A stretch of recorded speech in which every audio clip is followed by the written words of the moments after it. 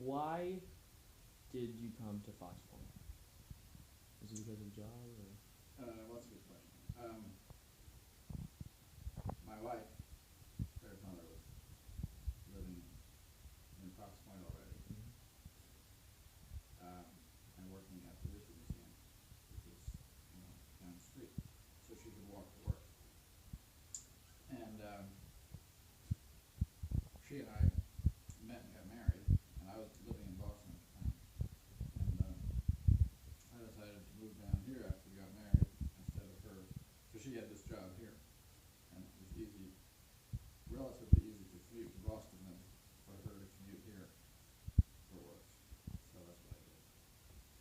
Okay. So I came because I got married here. We got married. Do you like the neighborhood of Fox Yes, Point? yes, I do. I like it because it's an urban environment. The houses are very close together. All these backyards, as you can see, are very small, which means which is less upkeep. I'm an architect, so I like old houses, beautiful old houses. I like it because you can walk to all kinds of things. Kids can walk to school. My wife can walk to work. She can walk to market Mhm. sometimes, and you walk up to Thayer Street, and there's bookstores, restaurants, all that stuff. So I like urban environment, and I Do you? like the architecture of this neighborhood. It's all in a historic district, which means that you can't have some nutcase move in next to you, tear down his house, and decide he's going to do something else that you don't like, because the historic district commission has to approve every alteration that you do on your Yeah. house. So do you like the diversity of Fox Point, like the Yes. different? There's a lot of there's two kinds of diversity. I mean, well, maybe diversity. Across across Brook Street, it starts to get more. It used to be sort of an all Portuguese, generally blue collar neighborhood, and Mhm. then sort of professional people like me moved in, and I have very mixed feelings about professionals sort of pushing out other people in order to take over their houses and step it up and make it more expensive. And one of the things I like about Fox Point is that there's still, the other side of Brook Street, the other side of Hope Street, you still have some of the Portuguese people still around. So do you feel that like the gentrification lines moving up and forcing minorities into closer areas each year? Like, You mean, do I think things are in flux right now? yeah, or do you think they're gonna still be forcing like minorities out of Well, that area? first of all, I'm not sure Portuguese Americans are considered a minority of them. Well, like in terms of the numbers of Fox Point, like. Well, there's never been, to my knowledge, a significant black population in Fox Point, Yeah. if that's what you mean. But it's not nearly as mixed as, say, Central Falls, Mhm. or some of these other areas, South Providence, that kind of thing. It's much more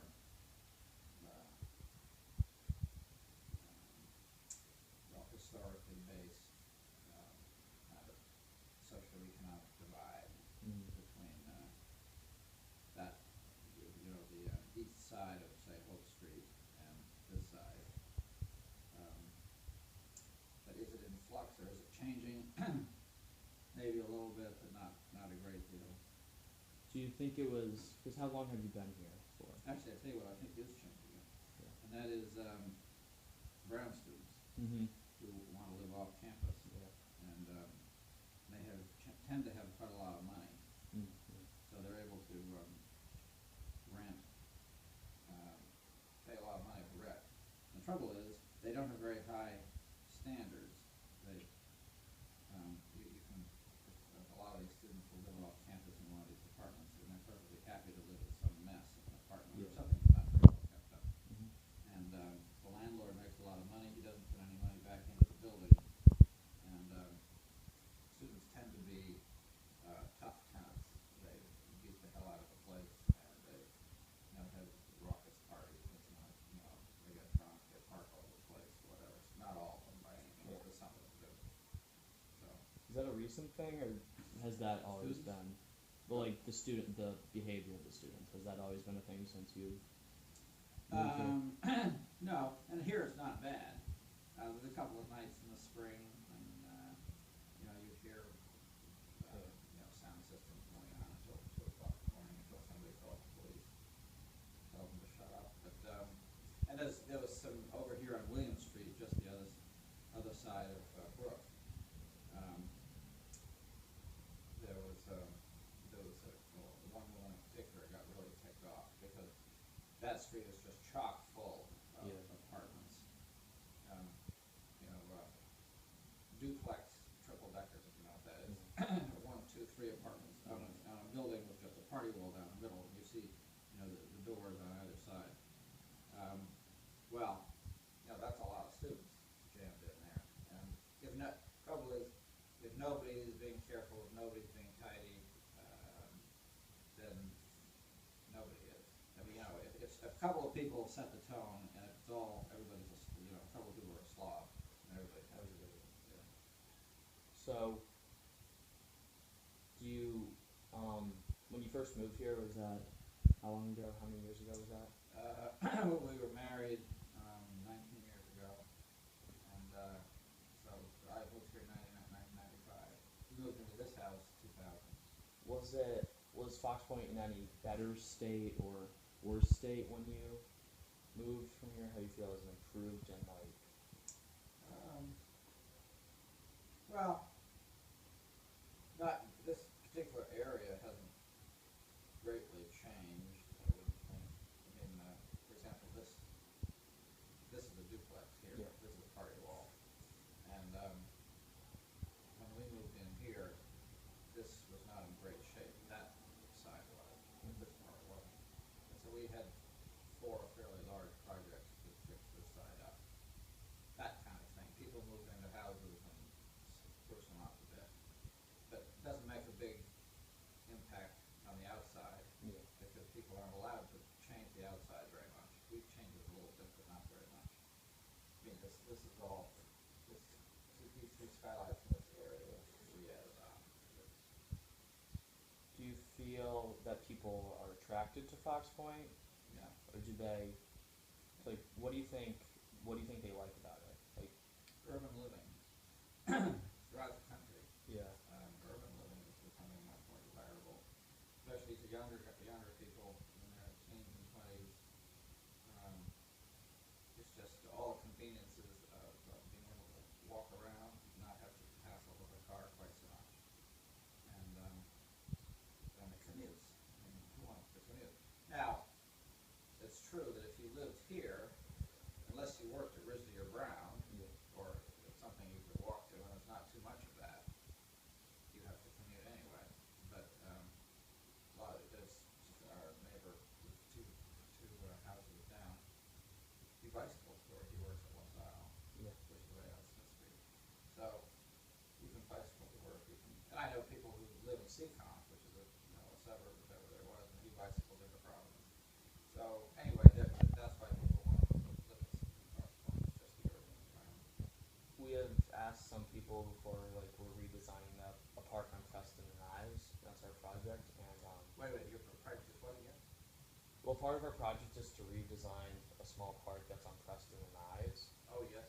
And some people who live in that area, it's much different from this, have Yeah. said like if it was an elderly couple and they said if they had children, they wouldn't feel safe, like letting them out and play. Right. Yeah. Yeah. Do you? I mean, it's a different area, but do you feel safe here mostly, right? Yeah. Yeah. I feel safe, but I'm always careful. Yeah.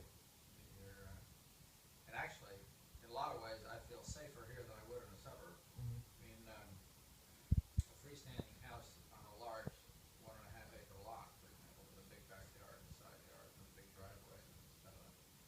In a lot of ways, I find that sort of spooky, just because your 2 neighbors, assuming you have neighbors, Yeah.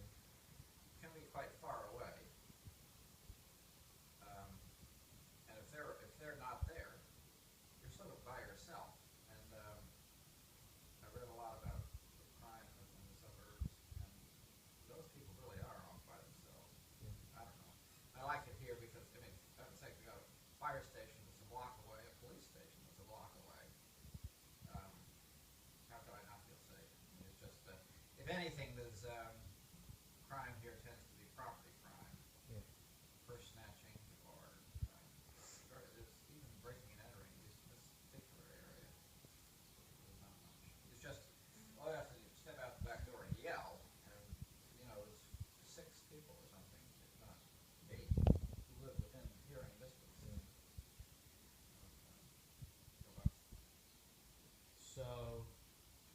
Fox Point? You like the community, you like the urban living. There are inconveniences. You want to know what they are? Yeah. Parking. Parking. We have, one car in front of the other out here, and it's a pain in the ass. My wife likes the Volvo, I drive the Saturn, Yeah. so we have to switch. It's a nuisance.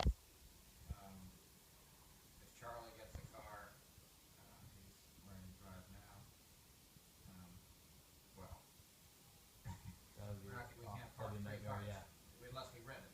Mhm. And there are people around here who, there's lots. This one right down here in the corner where you can rent a parking space, but it's $200 or $300 or $400 a month. Mhm. It's quite expensive. Big difference in price breaks between houses in Fox Point is like the house across the street is a triple decker, Yeah. which was put in before the historic district was. And at one point they had a house that was just a lot like, on that lot, it was just like the house on either side of it. Some guy tore it down, put up a 3-decker because he wanted the rental income. But there's no parking for that apartment. And that is where, if you have a house with no parking, you can lop $300,000 or $400,000, maybe, $300,000 off the value of the house because you can't park.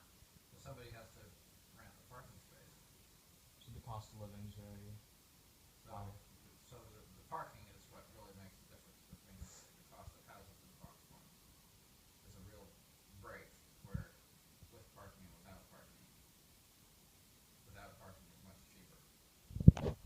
So you think that makes Fox Point available to all socioeconomic classes? Well, not this particular area. Yeah. This tends to be fairly. First of all, most of these houses are parking somewhere, Mhm. and there's a lot of. It's urban. That's become popular, and it's just old historic houses. A lot of people like those. So these are not cheap. These houses. But like over where the park is, like down near Ive Street. Right. Like, Yeah. people, you seem to see a lot of different types of people are there, so it seems like Fox Point has like a really nice socioeconomic Yeah. class. And you want to ask anything, Peter? You can improve something in Fox Point. Like, there's many things that are good. Yeah. Like, what would you improve to make Fox Point or where you're living better? Anything about